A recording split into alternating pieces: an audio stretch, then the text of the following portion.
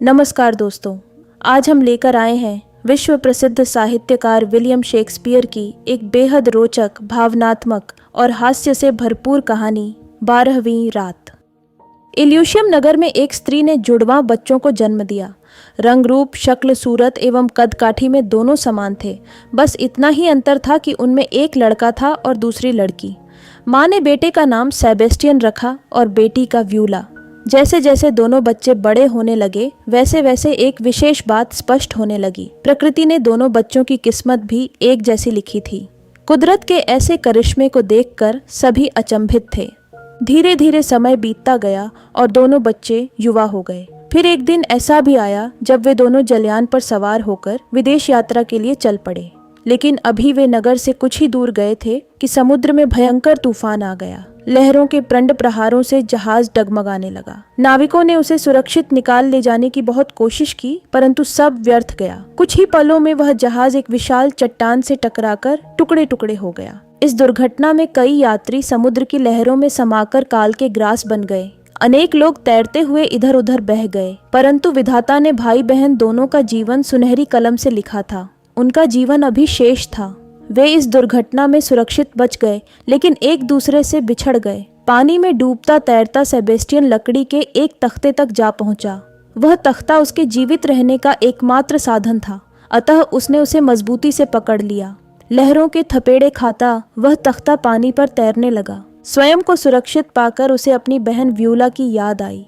उसने बेचैन होकर इधर उधर देखा। तभी उसे एक नाव दिखाई दी जिस पर कुछ मल्लाह सवार थे। वे एक लड़की को जल से नाव पर खींच रहे थे। वह लड़की व्यूला ही थी। उसने आवाज लगाने की बहुत कोशिश की, लेकिन नाव के दूर होने तथा लहरों के शोर के कारण उसकी आवाज दबकर रह गई। फिर भी उसे बहुत संतोष था। उसकी बहन सुरक्षित बच गई थी। यदि जीवन रहा तो वह उससे पुनः मिल लेगा, यह सोचकर उसके मन में एक नई शक्ति का संचार हुआ और वह तख्ते को किनारे की ओर खेने लगा। इधर व्यूला ने भी भाई को सुरक्षित देख लिया था। उसके मन में भी भाई से पुनः मिलने की आशा जाग उठी। इस प्रकार तूफान ने दोनों भाई बहन को एक दूसरे से अलग कर दिया। बचे हुए यात्रियों को लेकर नाव किनारे पर पहुंची और सभी ईश्वर का धन्यवाद करते हुए एक एक कर उतरने लगे। लेकिन व्यूला जहाज के कप्तान के पास गई और धीरे से बोली, श्रीमान, मेरा भाई मेरी जिंदगी का एकमात्र सहारा था, परंतु तूफान ने उसे मुझसे छीन लिया। न जाने वह कहाँ और किस हाल में होगा। मैं ईश्वर से सिर्फ इतनी प्रार्थना कर सकती हूँ कि वह जहाँ भी रहे खुश और स्वस्थ रहे। मुझे पूरी उम्मीद है कि एक न एक दिन मैं उससे जरूर मिलूंगी, परंतु वह दिन कब आएगा मैं इसके बारे में कुछ नहीं जानती। कप्तान साहब, क्या आप बता सकते हैं कि मुसीबत की इस घड़ी में मैं कहाँ जाऊं और किसके पास रहूं? कप्तान दोनों भाई बहन को पहले ही दिन से पिता के समान चाहने लगा था। उसने व्यूला के सिर पर हाथ फेरा और प्रेम भरे स्वर में बोला, बेटी, मैं जहाज का कप्तान हूँ। मेरा कोई ठिकाना नहीं है, आज यहाँ तो कल वहाँ। मेरी सारी जिंदगी इसी प्रकार सफर में निकल गई है। इसीलिए चाहकर भी मैं तुम्हें अपने पास नहीं रख सकता, लेकिन तुम पास के द्वीप पर चली जाओ। वहाँ ओर्सिनो नामक बड़ा ही धर्मात्मा और दयालु राजकुमार रहता है। वह युवा है, फिर भी अभी तक उसने विवाह नहीं किया है। क्या मैं जान सकती हूँ कि उसने विवाह क्यों नहीं किया? व्यूला ने पूछा। वह राजकुमार ओलिविया नामक एक युवती से प्रेम करता है। वह भी उससे बहुत प्रेम करती थी। ओलिविया का एक छोटा भाई था। वह उसे अपने प्राणों से अधिक प्रेम करती थी, लेकिन 6 महीने पूर्व उसका भाई रोगी होकर काल का ग्रास बन गया। भाई की मृत्यु ने उसके मन पर ऐसा गहरा आघात किया कि उसने स्वयं को एक कमरे में बंद कर लिया। तभी से वह सभी सुख त्याग कर उस कमरे में बंद रहती है। वह कभी भी अपने दिल से भाई की याद को निकाल नहीं सकी। यही कारण है कि वह न तो किसी से मिलती जुलती है और न ही स्वयं पर किसी पर पुरुष की छाया पड़ने देती है। इसी के चलते उसने स्वयं को राजकुमार से भी दूर कर लिया। इधर राजकुमार दिन रात उसके लिए तड़पता रहता है। व्यूला दुखी स्वर में बोली, न जाने मुझे भी मेरा भाई मिलेगा या नहीं। उसके बिना जीवित रहना बहुत कठिन है। कप्तान साहब, आपने जिस ओलिविया के बारे में बताया है, मैं भी उसकी तरह भाई के बिछोह से दुखी हूँ। यदि आप मुझे उस तक पहुँचा दें तो मैं आपका उपकार कभी नहीं भूलूंगी। मुझे पूरा विश्वास है कि अपने भाई की मृत्यु के दुख में डूबी ओलिविया मेरे मन की पीड़ा को अवश्य समझेगी और सेबेस्टियन को ढूंढने में मेरी पूरी सहायता करेगी। कुछ देर सोचने के बाद कप्तान बोला, बेटी, शायद तुम ठीक कह रही हो, लेकिन उससे मिलना इतना सरल नहीं है। बिना परिचय के वह किसी से नहीं मिलती। उचित यही होगा कि तुम राजकुमार के पास जाओ, वह तुम्हारी कोई न कोई सहायता अवश्य करेगा और तुम्हें तुम्हारा भाई मिल जाएगा। व्यूला को यह परामर्श उचित लगा। उसने कप्तान से विदा ली और राजकुमार से मिलने चल पड़ी। कुछ दिनों की यात्रा के बाद वह द्वीप पर जा पहुंची। उसने एक देहाती युवक का वेश बनाया और राजकुमार के पास नौकरी करने लगी। सभी उसे सिसेरियो के नाम से जानते थे। जुड़वां होने के कारण वह बिल्कुल अपने भाई जैसी दिखाई देती थी। ऊपर से पुरुष वेश ने उसे पूरी तरह से सेबेस्टियन की तरह बना दिया था। चूंकि वह प्रत्येक कार्य में निपुण थी, इसलिए शीघ्र ही उसने अपने सेवा भाव से राजकुमार का मन जीत लिया। धीरे धीरे वह राजकुमार की इतनी विश्वास पात्र बन गई कि वह उसे अपने दिल की सारी बातें बताने लगा। उसने उसे अपने प्रेम संबंधों के बारे में भी विस्तार से बताया और उससे सहायता करने के लिए कहा। परंतु अब तक व्यूला स्वयं भी राजकुमार से प्रेम करने लगी थी। राजकुमार का सुंदर, सलोना और सौम्य चेहरा बार बार उसे आकर्षित करता था। वह मोहित होकर उसकी ओर खिंची चली जाती थी। वह मन ही मन सोचा करती थी कि ओलिविया कितनी पत्थर दिल है, जिसने इतने सुंदर राजकुमार को रोने के लिए छोड़ दिया है। उसके मन पर इसकी आहों का कोई असर नहीं होता। यदि राजकुमार मुझे मिल जाए तो मैं इन्हें पलकों पर बिठाकर रखूंगी, इनके चरणों को माथे से लगाऊंगी। एक दिन ओलिविया को याद करते हुए ओर्सियो आंसू बहा रहा था। सिसेरियो से यह देखा न गया। वह उसके पास आया और स्नेह भरे स्वर में बोला, राजकुमार, आप दिन रात ओलिविया का गुणगान करते हुए आंसू बहाते रहते हैं। इसके चलते न तो आपको खाने पीने की सुध रहती है और न ही किसी और काम में आपका मन लगता है। मुझसे आपकी यह दशा नहीं देखी जाती। आखिर यूं कब तक आप उसे याद करके स्वयं को दुख पहुंचाते रहेंगे? आप तो उसके नाम की माला जपते रहते हैं, लेकिन क्या उसने कभी आपकी फिक्र की है? मुझे लगता है कि उस पत्थर दिल पर आपकी प्रार्थनाओं का कोई असर नहीं होगा।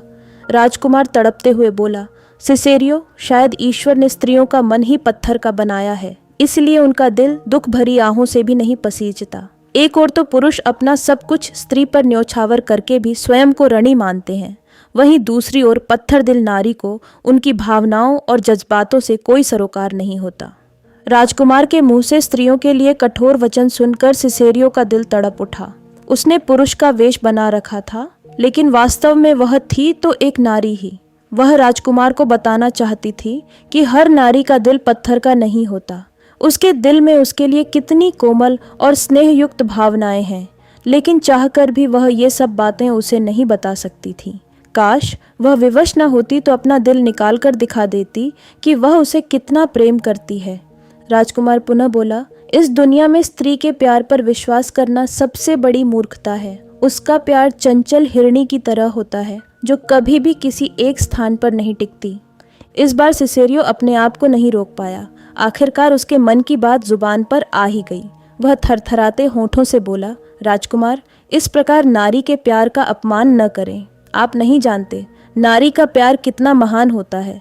यदि मैं स्त्री होता तो बता देता कि नारी का प्यार आसमान से भी ऊंचा और अनंत होता है। उसके सामने संसार के सभी सुख छोटे प्रतीत होते हैं। मुझे इसका बहुत गहरा अनुभव है। राजकुमार आश्चर्य में भरकर बोला, यह क्या कह रहे हो तुम सिसेरियो? क्या तुम अपनी बात का प्रमाण दे सकते हो? उचित समय की प्रतीक्षा करें राजकुमार। एक दिन मैं इस बात को प्रमाण सहित सिद्ध कर दूंगा, सिसेरियो ने आत्मविश्वास के साथ कहा। सिसेरियो, मेरे लिए ओलिविया ही प्रत्यक्ष प्रमाण है। यदि तुम उसके मन में मेरे लिए पुनः प्रेम उत्पन्न कर दो तो मैं तुम्हारी बात मान लूंगा। मुझे तुम्हारे अंदर वह शक्ति दिखाई दे रही है जिससे तुम ओलिविया को मोहकर मेरे पास ला सकते हो। मित्र, तुम उसके पास मेरे प्रेम का संदेश लेकर जाओ और उसे मेरी वास्तविक स्थिति से अवगत कराओ। मुझे पूरा विश्वास है कि उसका पत्थर दिल अवश्य पिघल जाएगा। यदि तुमने ऐसा कर दिया तो मैं तुम्हारा एहसान जिंदगी भर नहीं भूलूंगा। राजकुमार ने उसके हाथ पकड़कर विनती की। व्यूला के मन पर जैसे किसी ने तलवार से वार किया हो। इस आघात ने उसके चेहरे को पीड़ा से भर दिया। जिसे वह दिलोजान से प्यार करती है, उसका प्रेम संदेश दूसरी युवती के पास ले जाने की कल्पना तक से उसका दिल टुकड़े टुकड़े हो गया। अपने प्रेमी को दूसरे के हाथ सौंपने की बात उसे अंदर ही अंदर बुरी तरह से कचोटने लगी। कितनी विकट स्थिति उत्पन्न हो गई थी। न चाहते हुए भी इस कार्य के लिए उसे ही चुना गया था, परंतु वह राजकुमार को दिल से चाहती थी। उसके लिए उसकी खुशी ही सबसे अधिक महत्व रखती थी। सच्चा प्यार भी वही होता है जिसमें आप अपने प्यार की अधिक परवाह करते हैं। इसीलिए सीने पर पत्थर रखकर वह ओलिविया के पास जा पहुंची और राजकुमार की व्यथा बताते हुए बोली, राजकुमारी, वे आपके बिना पल पल मर रहे हैं। उनकी आंखें हमेशा आंसुओं से भीगी रहती हैं। उन्हें न तो खाने पीने का होश रहता है, न ही सोने जागने का। वे आपसे बहुत प्यार करते हैं। यदि आप उन्हें नहीं मिली तो वे ऐसे ही घुट घुट कर अपने प्राण त्याग देंगे। इसलिए आप उन्हें स्वीकार करके उनकी प्राण रक्षा करें। इसी में आपकी और उनकी भलाई है। ओलिविया के मन में प्यार का सागर उमड़ आया, किंतु यह राजकुमार के लिए नहीं था। सिसेरियो की प्रेम युक्त बातों, कोमल आवाज और सौम्य चेहरे ने उसे मोहित सा कर दिया। चूंकि सिसेरियो पुरुष वेश में था, इसलिए वह उसे पुरुष समझकर मन ही मन उससे प्रेम करने लगी। उस पर सिसेरियो का जादू ऐसा चला कि वह भाई के दुख को भी भूल बैठी। उसने सिसेरियो का हाथ पकड़ लिया और प्रेम पूर्वक उसे चूमने लगी। सिसेरियो ओलिविया के मन के भावों को समझ गया। उसने हाथ पीछे खींच लिया और पुनः उसका मन राजकुमार की ओर मोड़ने का प्रयत्न करने लगा। पानी की धारा का मुख तो मोड़ा जा सकता है, किंतु समुद्र का रास्ता मोड़ना असंभव होता है। ऐसा ही कुछ ओलिविया के साथ भी हुआ। सिसेरियो उसे जितना राजकुमार के बारे में बताता, उतना ही वह उसकी ओर आकर्षित होती जाती। अंत में वह विनम्र स्वर में बोली, युवक, तुम मेरी ओर से राजकुमार से क्षमा मांग लेना और उन्हें कह देना कि वे मेरे लिए इतने दीवाने न हो। मैं उनके योग्य नहीं हूँ, इसलिए वे मुझे भूल जाएं। मैं कभी उनकी नहीं हो सकती। आखिरकार सिसेरियो उसे समझा समझा कर हार गया और निराश होकर राजकुमार के पास लौट आया। सिसेरियो के बाद ओलिविया का मन बेचैन हो गया। ऐसा लगने लगा मानो कोई उसका मन निकाल कर ले गया हो। बार बार उसकी आंखों के सामने सिसेरियो का चेहरा घूमने लगा। कानों में उसी की मधुर आवाज गूंजने लगी। वह उससे पुनः मिलना चाहती थी, लेकिन उसे कोई रास्ता नजर नहीं आया। इसी प्रकार सारी रात कट गई। सुबह कुछ सोचकर उसने कागज कलम उठाई और सिसेरियो के नाम एक पत्र लिखने लगी। प्रिय सिसेरियो, मैं अपने आप में डूबी हुई चुपचाप दिन काट रही थी। मुझे किसी से कोई मतलब नहीं था, लेकिन कल तुम बारिश की बूंदों की तरह आए और मुझे अपने प्रेम से पूरी तरह भिगो दिया। तुम्हारी बातों ने मेरे मन में विचारों की उथल पुथल पैदा कर दी। राजकुमार का संदेश लेकर तुम मेरे पास क्यों आए थे? तुम तो चले गए, साथ में मेरा सुख चैन और मन चुरा कर ले गए। तुम्हारे साथ बीता हुआ एक एक पल मुझे याद आ रहा है। तुमसे मिलने के बाद मैं तुम्हारी हो गई हूँ। प्रियतम, अगर तुम्हारे दिल में मेरे लिए जरा सी भी दया है तो एक बार आकर मेरी आंखों को तृप्त अवश्य करो। मैं पलकें बिछाए बड़ी बेसब्री से तुम्हारी प्रतीक्षा कर रही हूँ। तुम्हारी ओलिविया। पत्र लिखने के बाद उसने अपने एक विश्वस्त सेवक के हाथों वह संदेश सिसेरियो तक पहुंचा दिया। पत्र पढ़कर एक पल के लिए सिसेरियो भौचक्का रह गया, फिर जोरदार ठहाका लगाकर हंसने लगा। उसके मन में ओलिविया के लिए सहानुभूति उमड़ आई। उसकी कोमल भावनाओं पर उसे दया आने लगी। यह वही ओलिविया थी जो पुरुष के साय से भी दूर रहती थी, परंतु आज एक स्त्री के प्रेम में पड़कर सुध-बुध खो बैठी थी। लेकिन यह मजाक का विषय नहीं था। इससे स्थिति और भी गंभीर हो सकती थी। यही सोचकर व्यूला पुनः ओलिविया के पास गई और समझा बुझाकर उसका मन अपनी ओर से हटाने का प्रयत्न करने लगी। लेकिन अनेक प्रयत्न करने के बाद भी वह उसकी दीवानगी दूर नहीं कर सकी। अंत में थक हार कर वह महल की ओर लौट पड़ी। जैसे ही व्यूला ओलिविया के घर से बाहर निकली, उसका सामना एक शराबी से हो गया। नशे के कारण वह बुरी तरह से लड़खड़ा रहा था। उसने व्यूला का मार्ग रोक लिया और उत्तेजित होते हुए बोला, अच्छा, तो तुम ही वह व्यक्ति हो जिसके हाथ राजकुमार अपने प्रेम संदेश ओलिविया तक पहुंचाता है। मैं ओलिविया से प्रेम करता हूँ। वह सिर्फ मेरी है, उसे कोई मुझसे नहीं छीन सकता। अगर राजकुमार सोचता है कि वह तुम्हें भेजकर ओलिविया के मन में अपने लिए प्रेम पैदा कर लेगा, तो यह उसकी भूल है। मैं अभी तुम्हें इसका मजा चखाता हूँ। इसके बाद मैं उस राजकुमार को सबक सिखाऊंगा। यह कहकर शराबी ने तलवार निकाल ली और सिसेरिया की ओर लपका। उसे अपनी ओर आते देख सिसेरिया के होश उड़ गए। आखिरकार थी तो वह एक लड़की ही। वह भला उस शराबी का सामना कैसे कर पाती? भय से उसका चेहरा पीला पड़ गया। वह पसीने से नहा उठी। वह सहायता के लिए चिल्लाना ही चाहती थी कि तभी उसे एक पुरुष स्वर सुनाई दिया, घबराओ मत सेबेस्टियन, मैं अभी इस दुष्ट को सीधा करता हूँ। अपने भाई का नाम सुनकर व्यूला चौंक पड़ी। उसने पलटकर देखा तो गली के कोने से एक व्यक्ति तेज तेज चलता हुआ आ रहा था। वह व्यूला के लिए अजनबी था। पास आते ही उस अजनबी ने शराबी का हाथ पकड़ लिया और उसके साथ भिड़ गया। पलक झपकते ही उसने शराबी की तलवार छीन ली और उसे लात घूंसों से मारने लगा। अचानक घटी इस घटना ने व्यूला को बेसुध सा कर दिया। इससे पहले कि वह कुछ कर पाती, 2 सैनिकों ने आकर अजनबी के हाथों में हथकड़ी पहना दी और उसे घसीटकर थाने ले जाने लगे। अजनबी चीखते हुए बोला, देख क्या रहे हो सेबेस्टियन, मेरी मदद करो। व्यूला को जैसे कुछ सुनाई दे रहा था। वह एकटक उस अजनबी को देख रही थी। अजनबी ने उसे पुनः पुकारा, सेबेस्टियन, इस प्रकार बुत बनकर क्यों खड़े हो? मेरी मदद करो। भूल गए मैंने तुम्हें समुद्र में से निकालकर तुम्हारी रक्षा की थी। इस समय भी मैं तुम्हारी प्राण रक्षा के लिए ही इस शराबी से उलझा था, लेकिन मेरी मदद करने के बदले तुम चुप खड़े हो। अजनबी की बात सुनकर व्यूला जैसे नींद से जागी। उसकी चेतना लौटने लगी। धीरे धीरे उसके मस्तिष्क में सारी स्थिति स्पष्ट होने लगी। वह समझ गई कि यह अजनबी अवश्य उसके भाई का मित्र है। इसका मतलब यह था कि उसका भाई अभी जीवित है। यह सोचकर उसका मन प्रसन्नता से भर उठा। लेकिन इससे पूर्व वह सैनिकों को कुछ कह पाती, वे उसे घसीटते हुए वहां से ले गए। व्यूला ने इधर उधर देखा। तब तक शराबी भी वहां से 9-2-11 हो चुका था। कहीं वह न लौट आए, यह सोचकर व्यूला तेजी से आगे बढ़ गई। जैसे ही व्यूला गली से बाहर निकली, वैसे ही दूसरे छोर से सेबेस्टियन ने गली में प्रवेश किया। अभी वह गली के बीचों बीच पहुंचा ही था कि शराबी पुनः लौट आया। इस बार उसके साथ 2 हट्टे कट्टे गुंडे भी थे।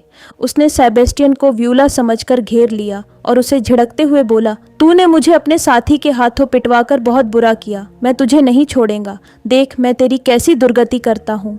यह कहकर तीनों गुंडों ने तलवारें निकाल लीं और सेबेस्टियन पर हमला कर दिया। लेकिन सेबेस्टियन भी एक उत्कृष्ट कोटि का तलवारबाज और बड़ा ही चुस्त लड़ाका था। वह उनके वार बचा गया और तेजी से अपनी तलवार निकालकर उनका सामना करने लगा। देखते ही देखते उसने तीनों की तलवारें काट डाली और मार मार कर उन्हें भागने के लिए विवश कर दिया। तब तक शोर शराबा सुनकर ओलिविया भी बाहर आ गई थी। सेबेस्टियन को अकेले तीनों गुंडों को धूल चटाते देख वह बुरी तरह से उस पर आसक्त हो गई। वह उसे सिसेरियो समझ रही थी। उसने उसका हाथ पकड़ा और उसे प्रेम पूर्वक अपने महल के अंदर ले आई।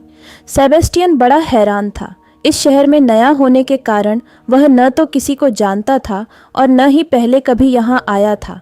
फिर भी बिना किसी कारण के वे गुंडे उससे लड़ने को उतावले हो रहे थे। इसके बाद एक अनजानी राजकुमारी उस पर स्नेह और प्रेम की वर्षा कर रही थी। इन सब ने उसे सोच में डाल दिया। वह इसे जितना सुलझाने की कोशिश करता उतना ही और उलझता जाता। धीरे धीरे ओलिविया के प्रेम ने सेबेस्टियन पर अपना असर दिखाना शुरू कर दिया। वह सोचने लगा कि शायद मेरी वीरता और सुंदरता देखकर यह युवती मुझसे प्रेम करने लगी है। उसका मन भी ओलिविया की ओर आकर्षित हो रहा था। अतः वह भी उसके प्रेम का प्रत्युत्तर प्रेम से देने लगा। ओलिविया भी उसका व्यवहार देखकर आश्चर्यचकित हो रही थी। कुछ देर पहले तक सिसेरियो उससे दूर रहने की बात कर रहा था, लेकिन अब उसके प्रति प्रेम प्रदर्शित कर रहा था। उसमें यह परिवर्तन देखकर ओलिविया बहुत प्रसन्न हुई। अंततः सिसेरियो भी उसे प्रेम करने लगा था। उसकी मन की मुराद पूरी हो गई थी। उधर थाने में सैनिक उस अजनबी से पूछताछ कर रहे थे। तुम्हारा नाम क्या है? क्या करते हो? मेरा नाम एंटोनियो है। मैं एक जहाज का कप्तान हूँ, उसने शालीनता से उत्तर दिया। तुम उस शराबी के साथ लड़ाई क्यों कर रहे थे? वह मेरे मित्र सेबेस्टियन को मारने वाला था। उसे बचाने के लिए ही मैंने उस शराबी से लड़ाई की थी। अगर वह तुम्हारा मित्र था तो तुम्हारे पुकारने पर वह कुछ बोला क्यों नहीं? सिपाही ने अगला प्रश्न किया। एंटोनियो का चेहरा गुस्से से लाल हो गया। वह भभकते हुए बोला, जब वह समुद्र में डूब रहा था तब मैंने उसके प्राण बचाए, उसे अपने जहाज पर शरण दी, उसकी सुख सुविधाओं का ध्यान रखा। आज भी उसे बचाने के लिए मैंने अपने प्राण संकट में डाले थे, लेकिन मुझे नहीं पता था कि वह मक्कार और कृतघ्न है। अब तुम क्या करोगे? मैं इस शहर में परदेशी हूँ। मेरा इरादा किसी को नुकसान पहुँचाने का नहीं था। मैंने जो कुछ किया बचाव में किया। अब आप पर निर्भर करता है कि इसके लिए मुझे दंडित करें या छोड़ दें, एंटोनियो ने शांत स्वर में कहा। उसकी विनम्रता देखकर सैनिक बड़े प्रभावित हुए और उसे चेतावनी देकर छोड़ दिया। सेबेस्टियन की दगाबाजी ने एंटोनियो के तन बदन में आग लगा दी थी। वह उससे प्रतिशोध लेने के लिए तड़प रहा था। उसने निश्चय कर लिया था कि चाहे कुछ भी हो जाए वह उसे सबक सिखाकर रहेगा। वह शीघ्रता से उस स्थान पर जा पहुंचा जहां से उसे बंदी बनाया गया था, लेकिन सेबेस्टियन का दूर दूर तक कोई पता नहीं था। उधर सिसेरियो अभी तक महल में नहीं पहुंचा था। राजकुमार को उसकी चिंता होने लगी। जब बहुत देर हो गई तो उसे ढूंढते हुए वह ओलिविया के घर पहुंचा। घर के अंदर प्रवेश करते ही उसकी आंखें फटी की फटी रह गई। उसने देखा सिसेरियो पलंग पर शॉल लपेटे बैठा हुआ है। पास ही ओलिविया बैठी हुई उसे अपने हाथों से फल खिला रही थी। ये दृश्य देखकर राजकुमार का रोम रोम जल उठा। उसने स्वप्न में भी ऐसी कल्पना नहीं की थी। वह गरजते हुए बोला, सिसेरियो विश्वासघाती, मैंने तुझे अपना राजदार बनाकर ओलिविया के पास भेजा था ताकि तू उसके दिल में मेरे लिए प्रेम पैदा कर सके, लेकिन तू अपनी ही दाल गलाने लगा। ऐसा करते हुए तुझे लज्जा नहीं आई? तू भूख से तड़पते हुए मेरे पास आया था। मैंने तुझे खाना दिया, नौकरी दी, यहाँ तक कि तुझे मित्र की तरह समझा, परंतु तूने मेरी पीठ में ही छुरा घोंप दिया। राजकुमार की जली कटी सुनकर सेबेस्टियन भी गुस्से में भर आया और पलंग से खड़े होते हुए बोला, कौन है तू जो इस तरह से मुझे अपशब्द बोल रहा है? किसने कहा कि मैं तेरे पास भूख से पीड़ित होकर आया था? लगता है तेरा दिमाग फिर गया है, इसलिए मुझे सिसेरियो के नाम से पुकार रहा है। कान खोलकर सुन ले, मेरा नाम सेबेस्टियन है और मैं आज ही इस शहर में आया हूँ। अगर अब तूने कुछ गलत बोला तो मैं तेरी जुबान खींच लूँगा। सेबेस्टियन का स्वर इतना ऊंचा था कि बाहर खड़े एंटोनियो ने भी उसकी आवाज़ सुन ली। वह शीघ्रता से घर के अंदर आया और सेबेस्टियन से बोला, दुष्ट, मैंने तुझे अपना मित्र समझा और तूने मेरे साथ ही विश्वासघात किया। मैंने तुझे डूबने से बचाया था। यहाँ भी तुझे बचाने के लिए मैंने अपने प्राण संकट में डाले, लेकिन तू मक्कार और दगाबाज निकला। तुझ जैसे धोखेबाज को तो भूखे कुत्तों के सामने डाल देना चाहिए। यह कहकर उसने सेबेस्टियन को पकड़ लिया और बाहर घसीटने लगा। इस कार्य में राजकुमार भी उसकी सहायता करने लगा। तभी आश्चर्य से दोनों की आंखें खुली की खुली रह गईं। उन्होंने सेबेस्टियन को छोड़ दिया और दरवाजे की ओर देखने लगे। वहां से व्यूला अंदर आ रही थी। उस समय भी वह पुरुष वेश में ही थी। एक समान कद काठी, रंग रूप एवं चेहरे वाले दो व्यक्तियों को देख राजकुमार और एंटोनियो बार बार पलकें झपकने लगे। दोनों में बाल भर भी अंतर नहीं था। ओलिविया भी दुविधा में पड़ गई कि इसमें से उसका प्रेमी कौन है। उनके रहस्य को कोई नहीं जानता था, परंतु सेबेस्टियन और व्यूला एक दूसरे को पहचान गए। प्रसन्नता से उनकी आंखें भर आईं और उन्होंने आगे बढ़कर एक दूसरे को गले से लगा लिया। आसपास खड़े लोग बड़े आश्चर्य के साथ उनके इस भावुक मिलन को देख रहे थे। व्यूला भाई को जोर से बाहों में भरते हुए बोली, आप कहाँ चले गए थे भैया? आपके बिना मैंने एक एक पल पहाड़ की तरह काटा है। आज आपको जीवित देखकर मेरे सभी दुख और कष्ट समाप्त हो गए हैं। मेरी बहन, तुम्हारे बिना मेरा हाल भी बहुत बुरा था। हर पल मुझे तुम्हारी याद आती रहती थी। तुम्हें देखकर मुझ में फिर से प्राणों का संचार हो गया है। सेबेस्टियन ने बहन की आंखों से आंसू पोंछते हुए कहा। अब तक शांत खड़ा राजकुमार सेबेस्टियन के मुख से सिसेरियो के लिए बहन शब्द सुनकर बुरी तरह से चौंक पड़ा। वह धीमे से बोला, तो क्या सिसेरियो पुरुष वेश में एक लड़की है? लेकिन इसने ऐसा क्यों किया? राजकुमार, यह मेरा भाई सेबेस्टियन है। जहाज दुर्घटना में हम एक दूसरे से बिछड़ गए थे। जिस व्यक्ति ने मुझे डूबने से बचाया था उसने मुझे बताया कि सेबेस्टियन को ढूंढने में केवल आप ही मेरी सहायता कर सकते थे। इसलिए पुरुष वेश बनाकर मैं आपके पास सहायता के लिए आई थी, परंतु यहाँ आकर आपकी सौम्यता, दयालुता और शालीनता ने मेरे मन को जीत लिया और मन ही मन मैं आपसे प्रेम कर बैठी। ये आप पर निर्भर करता है कि आप मुझे स्वीकार करें या नहीं, लेकिन मैं जीवन भर आपकी सेवा करती रहूंगी। आखिरकार व्यूला ने अपने मन की बात कह ही दी। व्यूला के प्रेम को लेकर राजकुमार के मन में कोई संदेह नहीं था। उसने आगे बढ़कर उसे मन से लगा लिया। अब सेबेस्टियन की बारी थी। वह ओलिविया से बोला, जब मैं डूब रहा था तब एंटोनियो ने मुझे बचाया था। मैं इसका उपकार जिंदगी भर नहीं भूल सकता। हम दोनों व्यूला को ढूंढने के लिए ही इस शहर में आए थे, परंतु संयोगवश मेरी भेंट ओलिविया से हो गई। ओलिविया, मैं तुमसे प्यार करने लग गया हूँ। क्या तुम मेरे साथ जीवन बिताना पसंद करोगी? ओलिविया ने सेबेस्टियन का हाथ थामकर अपनी स्वीकृति दे दी। अब तक एंटोनियो भी सारी बात समझ चुका था। उसने सेबेस्टियन से अपने की माफ़ी मांग ली। इसके बाद राजकुमार व्यूला को लेकर वहाँ से चला गया। तो दोस्तों, यह थी विलियम शेक्सपियर द्वारा लिखी गई प्रसिद्ध कहानी 12वीं रात। उम्मीद है आपको यह कहानी ज़रूर पसंद आई। अगर आपको ऐसी ही शानदार, भावनात्मक और क्लासिक कहानियाँ पसंद हैं तो वीडियो को लाइक करें, शेयर करें और हमारे चैनल को ज़रूर सब्सक्राइब करें।